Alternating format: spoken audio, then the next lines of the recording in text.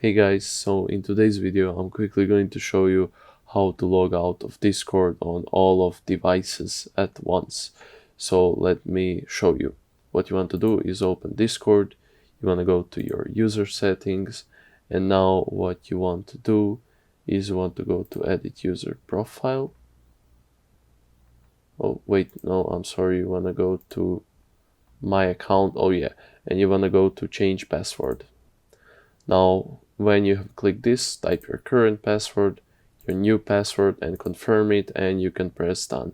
Now, what this will do is it will change your password, and essentially it will log you out of all devices. So everyone who is trying to log into your Discord account from a new device or something and has previously been logged into your account will now have to type in your new password, and if you have not shared your new password with him, well, he will not be able to log into your Discord account.